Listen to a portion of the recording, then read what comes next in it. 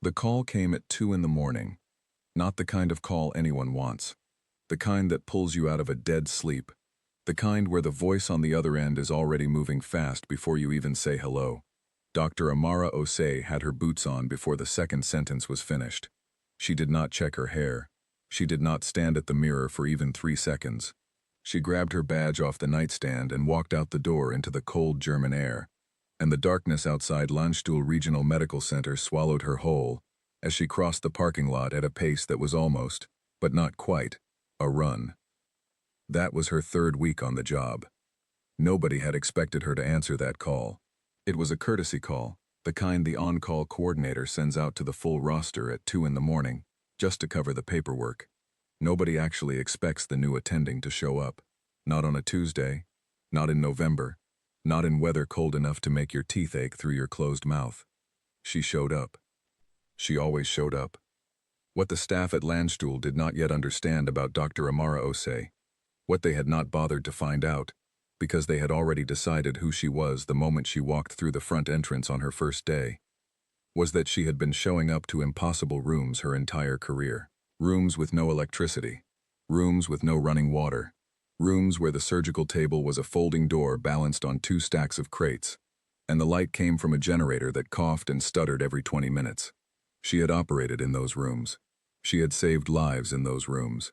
And she had done it before she ever set foot inside a military hospital, before she ever wore the badge that now swung from her white coat as she pushed through the trauma bay doors at Landstuhl at 2:17 in the morning. None of that was written on her face. That was the first thing people noticed about Dr. Amara Osei. Not her credentials, not the quiet precision with which she moved through a room. The first thing people noticed was that she looked young. Too young. Young in the way that made senior staff glance at each other over her head. Young in the way that made visiting officers double-check the name on her coat, as if the badge might be lying. She was 31 years old, and she looked like someone's little sister who had gotten confused about which door to walk through. She was 5'2". She was Nigerian-American, born in Columbus, Ohio, to a father who was a civil engineer and a mother who taught high school biology with the kind of passion that made kids actually care about mitosis. She had grown up in a house full of books and arguments and laughter, in a family where the expectation was never loudly stated but always deeply understood. You worked, you learned, you did not make excuses, and when the world put a wall in front of you, you did not wait for someone to open a door in it. You found the weakness in the mortar, and you pushed through. She had pushed through a lot of walls. Johns Hopkins School of Medicine had been one of them. Not because she could not get in. She had been accepted with a full scholarship, but because the culture inside it, the quiet and constant low hum of doubt that followed women like her down hallways, through labs, into operating rooms, required its own kind of stamina, a different kind of stamina than the academic work. The academic work she loved. The rest of it she endured. She learned to endure it the way you learn to run in bad shoes. You adjust your stride. You keep moving. After her residency, she did not go straight into a comfortable hospital position. She went to South Sudan. 3 years. She joined a humanitarian surgical team operating out of a field hospital in Unity State, where the patients were civilians caught between forces they had nothing to do with, where children arrived with wounds that no child should ever have, where the concept of adequate surgical resources was something you read about in journals and then set aside because you were working with what was in front of you. She learned things in those 3 years that no residency program teaches. She learned how to think in the space between heartbeats.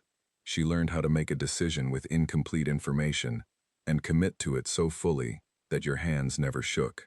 She learned that panic is just energy, and energy can be redirected, and the redirect happens in the half-second before anyone else in the room even knows something has gone wrong. She came back from South Sudan quieter than she had left. Not sad, not broken, just stripped of anything that wasn't essential. When the posting at Landstuhl came through, she read the briefing documents twice and said yes on the same day. Her supervisor in South Sudan, a Belgian surgeon named Dr. Peter van Helm, who had operated in 4 conflict zones and trusted almost no one, wrote in her recommendation letter that Dr. Amara Osei was the finest trauma surgeon he had worked beside in 30 years of practice, and that any institution that failed to recognize that was failing itself, not her. Nobody at Landstuhl read that letter with any particular attention. They were busy looking at how young she was. They were busy doing the quiet math that people do when they see a face that does not match their expectations, and reaching the conclusions they had already decided on before the arithmetic even started. The senior attending on her first day was a Dr. Curtis Hale, a large man from Georgia with 20 years in military medicine, and a handshake that was meant to communicate hierarchy before a single word was spoken. He was not cruel. That is an important distinction. He was not the kind of man who enjoyed making people feel small. He simply operated from a deeply settled belief about how things worked, about who belonged where, about what experience looked like. And Dr. Amara Osei did not match any of his templates. So he was polite, the kind of polite that is also a wall. He showed her the facility with the practiced efficiency of someone completing a task on a checklist, answered her questions in full sentences, and then walked her to her office and closed the door behind him with the quiet satisfaction of a man who has successfully processed something unfamiliar. She sat in her office for 3 minutes. Then she went and introduced herself to the nursing staff. Not the senior nurses, the night nurses, the ones who worked the hours that nobody wants, the ones who knew which equipment had a quirk, which supply closet was actually stocked, which attending was worth calling at 3 a.m., and which one would pick up on the 4th ring and sound like they were doing you a personal favor. She shook their hands. She learned their names. She asked each one of them the same question. What do you wish the doctors here understood that they don't? The answers she got were careful at first, measured. These were people who had learned to be careful. But she listened the way that makes people say more than they plan to say. By the end of that first night, she knew more about Landstuhl Regional Medical Center than most attendings learn in their first month. She knew where the real problems were. She knew who carried the weight. She knew whose judgment to trust in the middle of the night, when the official chain of command was asleep. She went home at 6 in the morning and slept for 4 hours. Then she came back. The whispers were already running by her second week. Not loud, not cruel enough to confront directly. Just the particular quiet commentary of people who have decided, as a group, without ever formally discussing it, that they are not going to make room. She was given the worst shift rotations. She was assigned cases that came in too late, cases that were already so complicated that the expected outcome was poor before the first incision. The unspoken logic was simple and ugly. Give her the cases most likely to go wrong, and when they go wrong, you have your evidence. And the evidence justifies the wall. She took every case. She did not complain. She did not send emails. She did not corner Dr. Hale in the hallway and make pointed remarks about her schedule. She read the charts before she got to the hospital. She was ready before she walked through the door. She made calls at midnight to review imaging results, so she could walk into the room with a plan already formed rather than forming it under pressure. A young resident named Kevin Adler, 26 years old, in his second year, with the particular alertness of someone who has not yet learned to look away from things that matter, started paying attention to her in that second week. Not because he had decided to, because she was impossible to ignore if you were paying any attention at all. He watched her take a case on her 5th day that 2 senior attendings had documented as non-viable. He watched her spend 11 minutes with the patient's chart. He watched her go into that room. He watched her come out 4 hours later and walk directly to the family, without stopping at the nurse's station, without checking her phone, without doing any of the bureaucratic buffer building that most surgeons use to create distance between themselves and the news they are about to deliver. He watched her sit down next to the patient's wife. He could not hear what she said, but he watched the woman's face change. He went home that night and wrote 3 pages in a notebook he kept for things he wanted to remember. He was not sure why he was writing. He just knew he was watching something that he did not have a word for yet. In the break room, the commentary continued. Someone's aide made the nursing student remark again, louder this time, in a group. There was laughter, the comfortable laughter of people who have decided they are right about something. Kevin Adler heard it. He did not say anything. He was 26, and he was a resident, and he understood the particular math of speaking up in rooms where the wrong people are laughing. He kept his mouth shut, but he stopped laughing at those jokes, the way he had before he started paying attention, and he never started again. Dr. Amara Osei, 3 doors down the hallway, heard none of it. Not because it was not happening, because she had decided, a long time ago in a field hospital in South Sudan, with the generator stuttering, and a child on the table, and no one coming to help her, that the noise other people made about her was not data she could use. The only data that mattered was in the room. She focused on the room. She always focused on the room. It was the only thing that had ever actually saved anyone. She had been at Landstuhl for 6 weeks when the case came in that changed the temperature of the building. A soldier arrived by medevac transport at 11 at night, a 23-year-old named Corporal Danny Fitch from Raleigh, North Carolina, who had been caught in a vehicle collision during a convoy operation outside of Kabul. The initial assessment at the forward operating base had been wrong in 2 specific ways that combined into something significantly worse than either problem alone. By the time Danny Fitch landed at Landstuhl, his blood pressure was doing things that blood pressure should not do, and the on-call attending looked at the imaging and called it a difficult night. Then he looked at who was in the building. Dr. Amara Osei was in the building. She had come in 3 hours early because she did not like a notation she had seen in a patient file that afternoon, and she wanted to check on him in person before the night shift formally started. She was handed the Fitch case with the particular manner of someone who is handing you something unpleasant and watching your face. She read the chart for 7 minutes. She asked 2 questions. Both of them were about the timeline of the initial assessment at the forward base. The answers she got confirmed what she already suspected about the sequence of events. Then she looked at the on-call attending and said, calmly, without drama, without any of the performance that the moment seemed to be inviting, "I'm going in. Get the room ready." She was in surgery for just over 6 hours.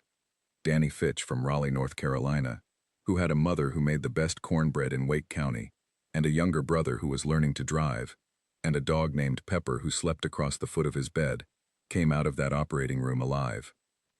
When Dr. Amara Osei walked out of that room at just past 5 in the morning, Kevin Adler was standing in the hallway. He had not been assigned to that case. He had no official reason to be there. He had stayed. She looked at him. He looked at her. Neither of them said anything for a moment. Then she said, "Go get some sleep." He nodded. He went. But he had 3 more pages in his notebook by the time his head hit the pillow. The morning after, nobody said her name in the break room with laughter. They said it differently, still quietly, still without the warmth that would have meant they had fully let go of their prior conclusions, but differently, with the slight adjustment in register that means something real has been admitted, even if no one is ready to say it out loud. Dr. Curtis Hale passed her in the hallway at 7:15 that morning. He nodded. She nodded back. It was not friendship. It was not an apology. It was not the acknowledgement that the moment deserved. But it was different from what had come before, and Dr. Amara Osei registered it with the same calm attention she brought to everything, filed it in the appropriate place, and kept walking. She had rounds at 7:30. She was not going to be late. By the end of her 2nd month, the cases she was being given were no longer the worst ones. They were just the cases. The regular, difficult, consequential work of a trauma hospital that sits at the edge of a war zone. She was being called by name by the senior nursing staff. She was being consulted informally by residents who knocked on her office door at odd hours with questions they were hesitant to bring to the attendings above them. She answered every knock. She remembered every name. She did not change. That was the thing that Kevin Adler would write about, much later, when he was a senior resident and someone asked him what he had learned in his training years. She did not change when the room got warmer. She did not expand to fill the new space they were making for her. She stayed exactly who she had been on the first day, in the worst rotation, on the Tuesday night in November when nobody expected her to show up and she showed up anyway. The nurses had a word for it, not a formal word, a word they used among themselves, in the break room, in the shorthand that people develop when they are trying to describe something they respect, but do not fully have language for yet. They called it steady. She was the steadiest person in the building. And in a building where the work was what this work was, where the weight of what came through the doors at any hour of any day could unbalance even the most experienced people, steady was not a small thing. Steady was everything. She had been at Landstuhl for 4 months when Staff Sergeant Darius Webb arrived. 4 months was enough time for the building to know her name. Not enough time for the building to know what she was made of. Not really. Not in the way that matters. Because the way that matters requires a case that nobody else wants to write their name on. And Darius Webb was that case. He arrived 11 days after the incident that put him in the medevac. 11 days is a long time. Long enough for damage to compound in ways that create problems for the surgeon, who eventually takes responsibility for the chart. The records that preceded him contained the kind of language that experienced surgeons use to manage expectations while simultaneously managing liability. Words like complex and guarded, and the particular phrase that everyone in trauma medicine knows, means the team upstream has already made a quiet decision. Conservative management recommended. 2 of the 3 previous assessments used the word inoperable. Dr. Amara O.C. read the file in her office. She read it once, which was all she needed. Then she put it down, stood up, and walked to Darius Webb's room. Not to assess him clinically. Not yet. She walked in and she pulled the chair close to his bed, and she sat down, and she looked at him. 26 years old, from Atlanta. The kind of tired that goes past the body into something deeper. And she asked him what his mother's name was. He told her, Celeste. She said, Celeste is going to hear your voice again. I need you to hold on to that while we work. Then she went and built her surgical plan. What followed was 9 hours and 14 minutes in the operating room, and the people who were in that room with her that day would talk about it for years. Not loudly. Not in the way of bragging. In the way of people who witnessed something that recalibrated their sense of what was possible. Kevin Adler was one of them. He had been assigned to observe for the last 3 hours. He filled 7 pages of his notebook that night. He wrote quickly, the way you write when you are afraid of losing the details. He described every decision point he had seen her make, every moment where the situation required a choice between 2 paths, and she chose without hesitation and was right. He wrote, I do not know how she knew. I just know she knew. When she came out of the operating room, she did not gather the staff. She did not make an announcement. She walked to the family waiting area, found Celeste Webb, a woman in her 50s with a rosary in one hand, and her other hand pressed flat against her knee, like she was holding herself together by force, and she sat down next to her. He is asking for you, she said. That was the whole announcement. Celeste Webb made a sound that was not quite a word, and stood up, and Dr. Amara O.C. walked her down the hallway to her son's room, and then she stepped back and let the door close. She went to the break room. She poured coffee. She sat down. Kevin Adler came in 10 minutes later. He poured his own coffee. He sat across from her. Neither of them spoke for a while. Then he said, How did you know the second approach would hold? She looked at him. I didn't, she said. I knew the first one wouldn't. That was enough to move. He nodded slowly. He wrote it down later, verbatim. He was not sure why. He just knew it was the kind of sentence that a person needed to carry with them. The word spread through the building the way words spread in buildings like this one. Not through formal announcements or structured debriefs, but through the hallway, through the break room, through the quiet adjustments people make in how they speak about someone when the story they told themselves has been replaced by a better one. Dr. Curtis Hale came to her office 2 days after the Webb surgery. He knocked. He came in. He sat in the chair across from her desk, with the particular manner of a large man who is doing something that does not come naturally to him. He said, That was good work. She said, Thank you. He nodded. He stood up. He left. That was all. But it was real, and both of them knew it, and that mattered in a way that was not nothing, even if it was not everything it should have been. Among the nursing staff, the shift had already happened more completely. They had seen her every night for 4 months. They had watched her work the cases and walk the hallways and sit with families and answer every knock. The Webb surgery was not a revelation to them. It was a confirmation. She was not a surprise. She had never been a surprise. She had been exactly who she was from the first night. The surprise was that it had taken everyone else this long to see it. Kevin Adler rotated off her service at the end of that month. Before he left, he stopped by her office. He said he wanted to thank her. He said he had learned more in 4 months watching her than in his previous year of residency. She looked at him for a moment. Then she said, "The thing you're learning to do, keep doing it." He asked what she meant. "Paying attention," she said. "Most people stop. Don't stop." He went back to his notebook that night and wrote those 3 sentences at the top of a fresh page. He kept that page for a long time. 6 months after her arrival, the building that had whispered about her was operating around her the way a building operates around something load-bearing. You stop noticing it is there because you have started depending on it. The late calls still went to her. The difficult cases still found her first. But the energy around those assignments had changed. It was no longer the energy of people setting a trap. It was the energy of people who had learned where to go when the situation required the best answer in the building. She was the best answer in the building. She had been the best answer in the building since the first day. It had simply taken 6 months, and a Marine's life, and a mother named Celeste, and 9 hours and 14 minutes in an operating room, for the building to admit what it already knew. Darius Webb was transferred to a rehabilitation facility in San Antonio 8 weeks after his surgery. The day he left, he asked a nurse if he could say goodbye to his doctor. The nurse found Dr. Osei in the hallway. She came to his room.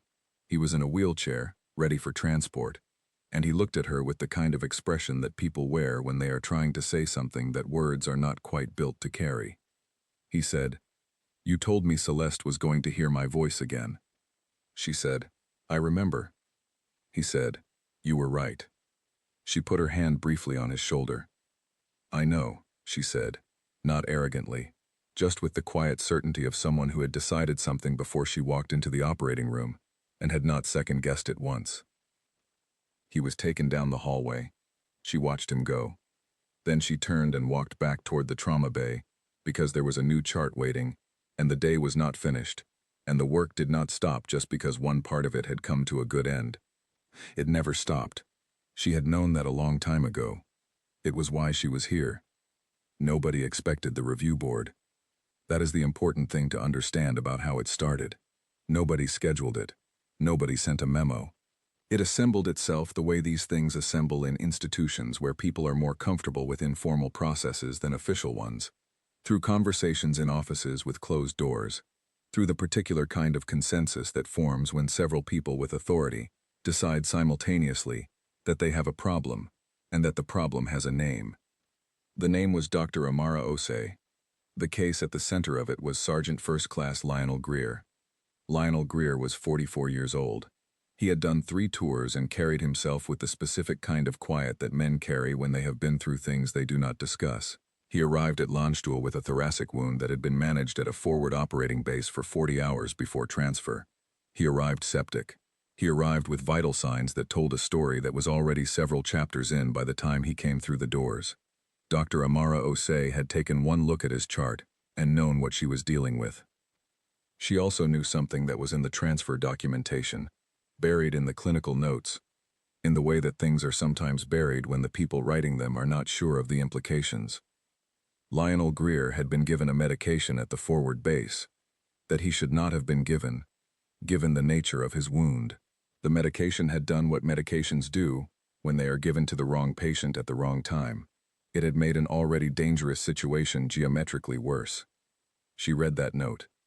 She understood exactly what it meant. And she went into the operating room anyway. Not because she was reckless.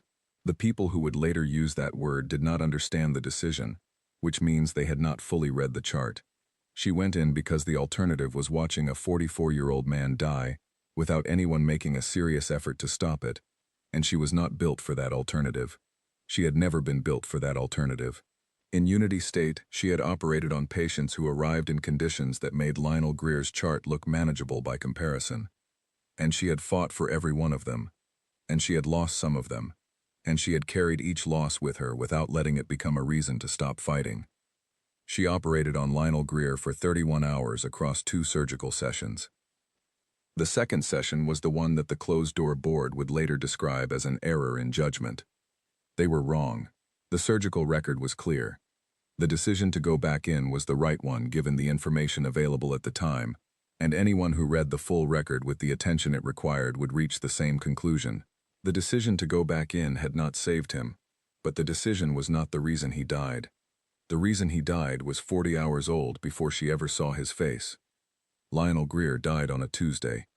Dr. Amara Osei stood in the hallway outside the operating room for 2 minutes. Not processing, not grieving. Those were things she would do later, in private. The way she did everything private. Completely and without witness. She stood there for 2 minutes because she owed him 2 minutes. Then she went and called his family. She made that call herself. She did not hand it to a chaplain or a social worker. She sat in her office with the door closed, and she made the call herself. And she stayed on the phone for as long as they needed. Nobody outside that office knew what she said. Nobody needed to. The closed-door board met twice. She was not invited. That is how closed-door boards work. They discuss, they decide, they reach consensus. The word reckless appeared. She would learn this later, through Kevin Adler, who heard it from a nurse who had been outside the correct office at the correct moment. And it moved through the informal channels with the ease of a word that people have been waiting for an excuse to use. She knew something was happening. You develop a sense for it in buildings like this one. The slight change in how certain people make eye contact. The particular quality of silence that follows you into a room. She did not wait to be told. She pulled the full record herself. She built the complete timeline. She documented every decision point, every piece of information available at each juncture, every alternative she had considered, and why she had set it aside. She included the forward base medication note with a formal flag on it, because it was directly relevant to the outcome, and it had not been formally flagged before. She submitted the full package to the official review office, not to defend herself, to make the record accurate. Then she went back to work the next morning. Kevin Adler heard the word reckless on a Thursday. He came to her office that evening. He knocked. She told him to come in. He sat down. He said, "I heard something today that I want to tell you about." She looked at him. She waited. He told her. She was quiet for a moment. Then she said, "Thank you for telling me." He said, "Is there anything I can do?" She looked at him with the expression he had come to recognize over the previous months. Not cold, not warm exactly, just fully present and fully clear. "Yes," she said, "do your job well. That's what you can do." He left feeling like he had been given an instruction he was not sure he was capable of following at the required level. He went home and wrote 4 pages in his notebook. The official review took 6 weeks. During those 6 weeks, she took every case assigned to her. She answered every knock on her door. She sat with every family that needed sitting with. She made every call that needed making. She did not change her hours. She did not change her manner. She did not perform confidence in the hallways or seek out allies or engineer situations in which her competence would be visible to the right people. She simply worked. The official review cleared her completely. The findings were clinical and precise, and utterly unambiguous. The surgical record showed no error in judgment. The forward base medication note, now formally flagged, indicated a chain of circumstances that had reached Dr. Osei's operating room, already critically advanced. The outcome was the outcome of the injury and its initial mismanagement, not of the surgeon who received the patient at the end of a long and damaging chain. The review office sent the findings to the relevant parties. Nobody who had used the word reckless in a closed office came to find her. Not one of them. Kevin Adler was in the break room when she came in the morning. The findings were distributed. He looked at her. She poured her coffee. "It came back," he said. "I know," she said. "They cleared you." "I know." He waited for something more. Some expression of relief or satisfaction, or the particular quiet triumph that the moment seemed to call for. She sat down. She said, "There's a new admission at 7, chest trauma, complex presentation. Do you want to observe?" He stared at her. Then he said yes. He went and got his notebook. What Kevin Adler understood in that moment, what he would spend years trying to articulate and eventually put into a paper he wrote in his final year of residency, a paper that would be read by more people than he expected, was that Dr. Amara Osei's response to the 6 weeks of the review was not stoicism. It was not performance. It was not even discipline in the way most people use that word. It was something more fundamental. She had decided, at some point in her life, In South Sudan, maybe. Or before that, in the hallways of Johns Hopkins. Or maybe all the way back in her mother's house in Columbus, where the expectation was quietly and completely non-negotiable, that the opinions of people who had not read the full record were not information she could use. And if it was not information she could use, it did not deserve the space inside her that it would take up if she let it in. She let it stop at the wall. She focused on what was in the room. She had always focused on what was in the room. It was the only thing that had ever saved anyone. Lionel Greer had a daughter named Faith who was 17. After the official review was distributed, Faith Greer's aunt, who had been with the family during the period of his treatment, sent a letter to Landstuhl addressed to the attending surgeon. The letter was long. Dr. Amara Osei read it in her office with the door closed. There was one paragraph she would carry with her for a long time, though she did not speak of it to anyone. The aunt wrote that Lionel had known, in his clearer moments during treatment, that his doctor was fighting for him in a way that went past obligation. He had said so. He had used a specific word. The word was dignity. He said his doctor had given him dignity. She folded the letter. She put it in the drawer of her desk. She sat there for a moment. Then she stood up, and she went back to the hallway, and she kept working. It was just after 3 in the morning when the call came. The kind of call that changes the temperature of a building before the details are even fully communicated. The medevac coordinator's voice had a specific quality to it. Not panicked, these were professionals, but compressed in the way that voices compress when the situation on the other end is pressing against the walls of the available language. Lance Corporal James Hollis, 22 years old. Traumatic brain injury with concurrent internal hemorrhage. En route. ETA 11 minutes. Dr. Amara Osei was already in the building. She was in her office reviewing imaging from a case earlier in the evening. She had the scan on her screen, and her coffee going cold beside it, and her shoes still on her feet, which was not always the case at 3 in the morning, when you were in your office, and not technically on active call. She heard the announcement come over the internal system. She was at the trauma bay door before the second sentence finished. The on-call attending that night was Dr. Philip Crane, a man in his mid-40s with 17 years in military trauma medicine, and the particular manner of someone who has seen enough that very little surprises him anymore. He was competent. He was experienced. He had a family in Stuttgart that he drove to on weekends, and a daughter who played violin, and a commute he complained about in a good-natured way that indicated he did not actually mind it. He looked at the incoming data on the trauma bay screen. He was quiet for a moment. He looked around the room. He saw Dr. Amara Osei standing at the edge of the bay, already gloved, already reading the preliminary report on the tablet in her hand. He made a decision. "Osei," he said. She looked up. "It's your room," he said. She nodded once. She handed the tablet back. She walked to the center of the bay. What nobody in that room knew yet, what would become relevant in the next 7 minutes when additional information began arriving through the communication channels, was that Lance Corporal James Hollis was the son of Major General Richard Hollis of the United States Marine Corps. The general was already in the air. James Hollis came in on the gurney the way trauma patients come in. Fast, surrounded by people talking in the compressed shorthand of people managing a deteriorating situation. Monitors already attached, and already telling a story that was not good. Dr. Amara Osei met the gurney at the door. She was already in motion before it stopped moving. What she saw in the first 40 seconds rearranged her operational priorities in a way that she did not announce, but that the team around her registered through the specific changes in her instructions. The brain injury was significant. The bleed was more immediately dangerous.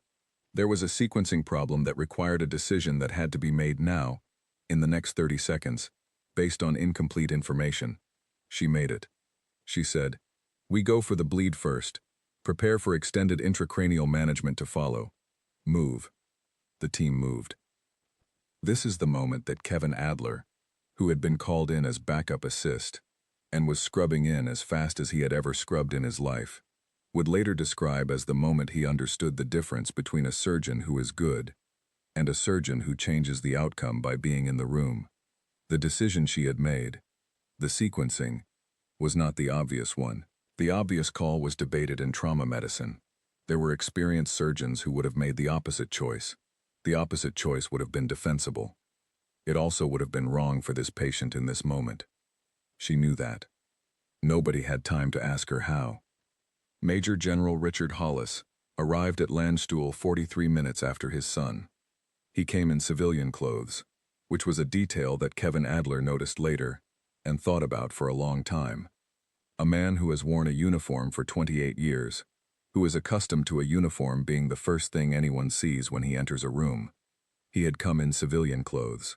Whether it was a conscious decision or not, whether he had simply not taken the time to change, or whether he had understood that at 3 in the morning in a military hospital where his son was in surgery, the uniform was not what he needed to be, Kevin Adler did not know, but it stayed with him. The general did not announce himself at the front desk. He walked in the way of men who are accustomed to walking into rooms without being stopped. He identified the correct hallway through the particular spatial intelligence of someone who has navigated buildings under pressure his entire adult life. He found the trauma bay area. He stood at the edge of it.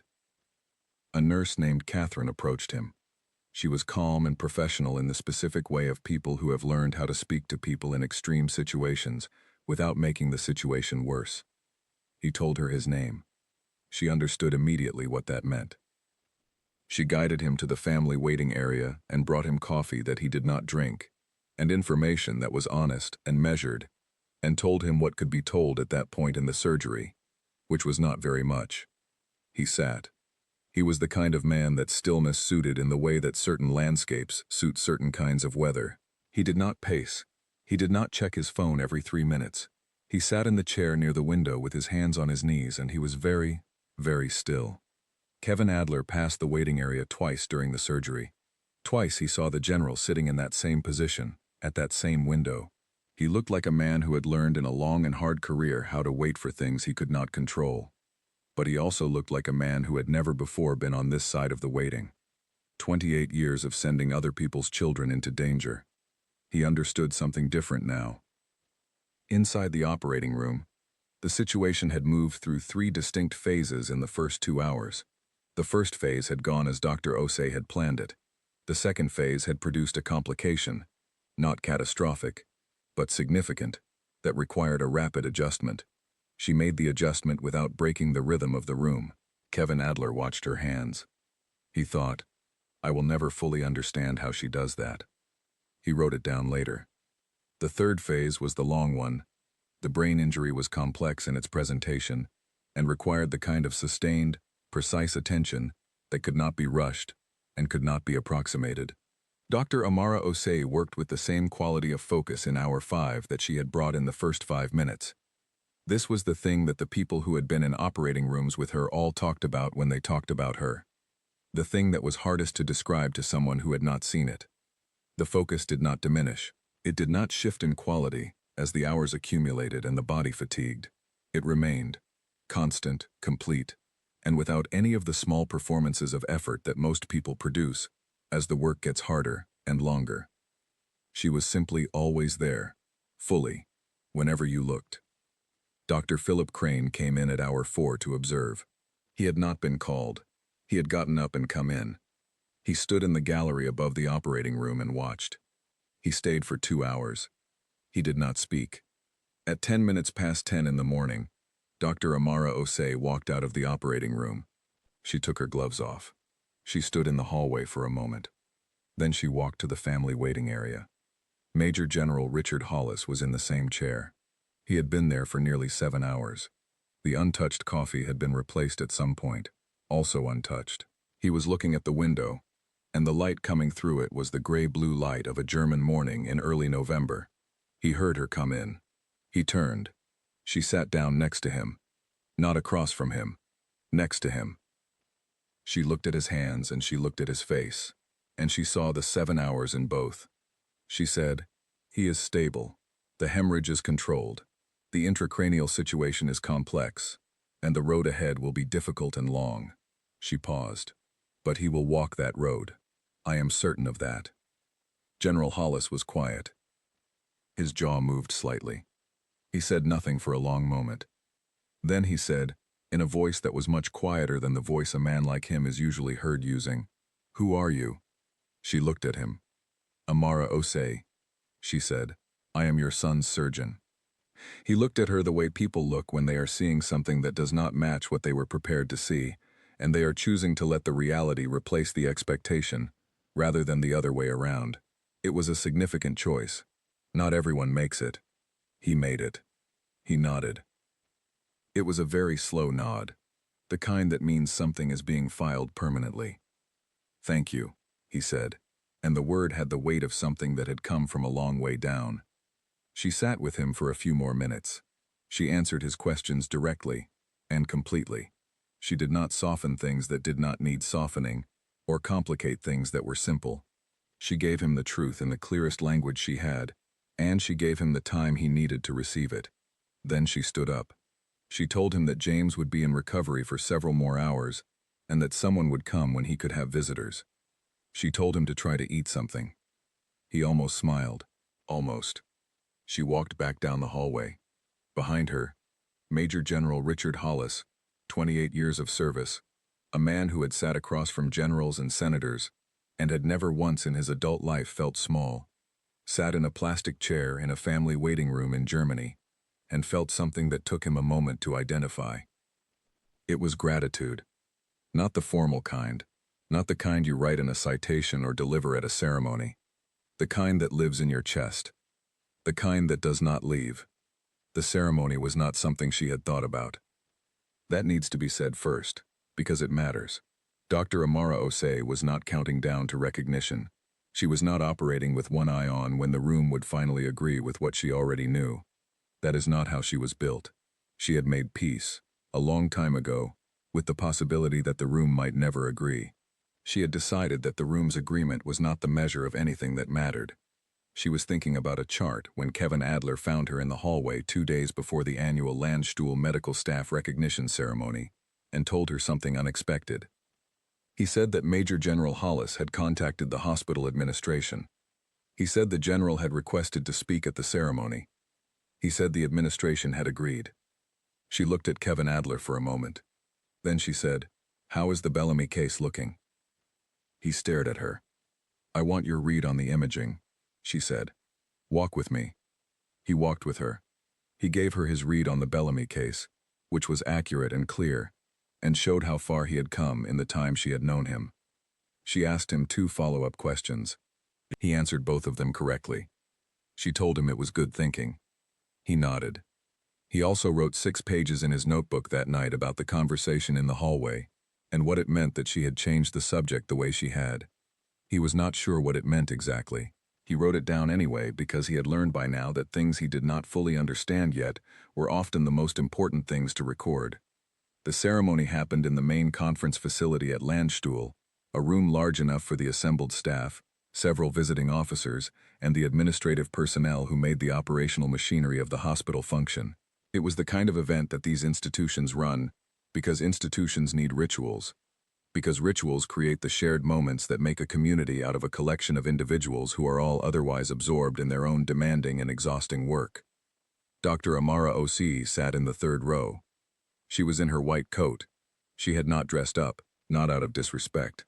She simply had a consult directly after the ceremony, and she was thinking about that consult.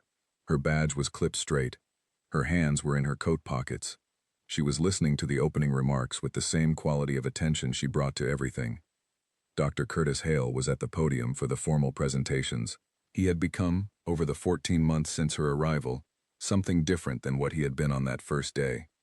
Not a close colleague, not exactly a friend, but a man who had revised his map, who had looked at what the map was telling him and compared it to what was actually in front of him, and chosen, slowly and without fanfare, to redraw the map. That was not a small thing. Dr. Amara Osei had watched it happen and had not said anything about it because there was nothing to say. The revision was its own acknowledgement. He presented awards. He gave the kind of remarks that these occasions produce, sincere, measured, specific enough to feel genuine. Then something on the program shifted. Major General Richard Hollis walked to the podium. He had not been listed in the program. He was in full uniform. The room had a specific quality of attention that it had not had 30 seconds before. The general adjusted the microphone. He had the presence of a man who did not need to adjust microphones to fill a room, but he adjusted it anyway, with the particular courtesy of someone who is aware of the people behind him and wants to make sure they can hear. He said, "I was given 2 minutes. I am going to use 4. I apologize in advance to the program director and no one else." There was a small wave of laughter, the kind of laughter that releases something. He waited for it to pass. Then he said, "Most of you know I have a son. You may know now that he spent 6 hours in an operating room in this building 2 months ago. You know, because you are people who work in buildings like this one, what that means, what that costs, what it requires of the people who do that work." The room was silent. "I have given the word hero many times in my career," he said. "I have given it to men and women who ran toward fire, who made decisions under conditions that most people cannot imagine and will never have to. I do not give that word carelessly. I have never given it carelessly." He paused. "I want to talk for a moment about a waiting room." He described it with the precision of a man who had gone over it many times in the weeks since. The plastic chair, the gray November light, the untouched coffee, the 7 hours. He described what it felt like to be a man who had spent 28 years on the operational side of that equation, the side that sends, the side that decides, the side that writes the orders, and to find himself suddenly and completely on the other side, the waiting side, the side where all the rank and all the experience and all the 28 years amount to nothing more than what any other father amounts to in a room like that. "A woman came into that waiting room at 10 minutes past 10 in the morning," he said. "She sat down next to me, not across from me, next to me." He paused. "She told me the truth, not a managed version of the truth, not truth that had been shaped to protect me from something or protect herself from my reaction. The truth, in plain language, with enough time for me to receive it." He looked down for a moment. "In 28 years of service, I have shaken a lot of hands. I have pinned a lot of citations. I have stood at a lot of podiums and said the word hero and meant it every time." He lifted his eyes. "I am standing at this podium today, and I am saying it again, and I mean it more completely than I have ever meant it before." He looked at the third row. Dr. Osier. The room followed his gaze. "This institution did not deserve you when you arrived. It took too long to see what it had. My son does not have enough years left in his life to fully account for what you gave him. But you gave it anyway. You gave it to him, and you gave it to every person who came through those doors in the time you have been here, including people who made it harder for you than it should have been, and you gave it to every one of them the same way." He straightened. "That is the definition," he said, "of the word I am using today." He stepped back from the podium. The silence lasted 3 full seconds. Then the room stood up. Not in the staggered, uncertain way of audiences who are not sure if they should. All at once, the way things happen when they are true. Dr. Curtis Hale was the first one on his feet. Kevin Adler, standing at the back of the room because he had not been given a seat in the official arrangement, was already standing. He had been standing since the general said next to me, not across from me. He had his notebook in his hand. He was not writing. He was just holding it. He would write later. Pages and pages, later. Not now. Dr. Amara Osei sat in the third row for one long moment, as the room rose around her. She did not cry. She did not smile in the way of someone receiving what they had been waiting for. She looked at the Major General at the podium, and he looked at her, and there was a recognition in it. Not of rank, not of debt, but of something simpler and harder to name.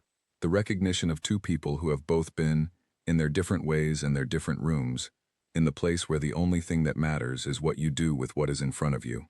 She stood up. The room was still going. She put her hand briefly to her chest. She nodded once at the general.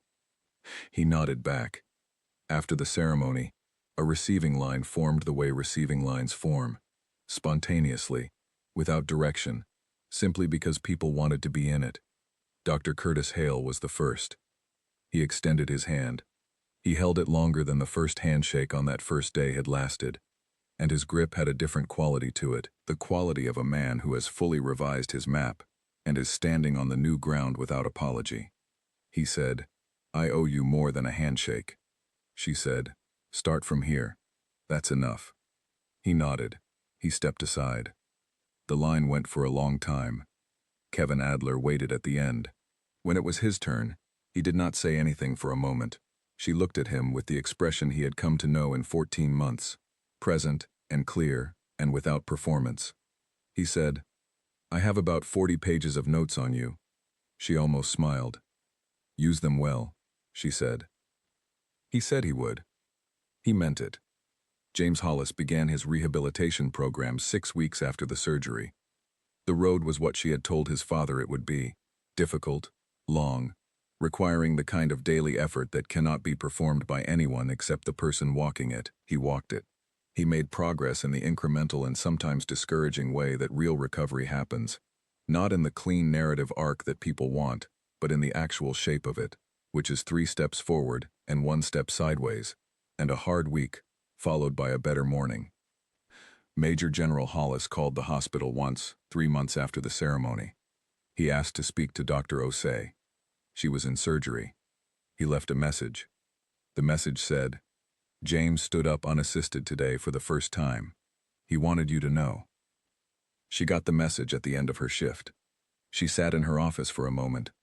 Then she wrote a short note and asked it to be sent back through the same channel. The note said, Tell him I knew he would.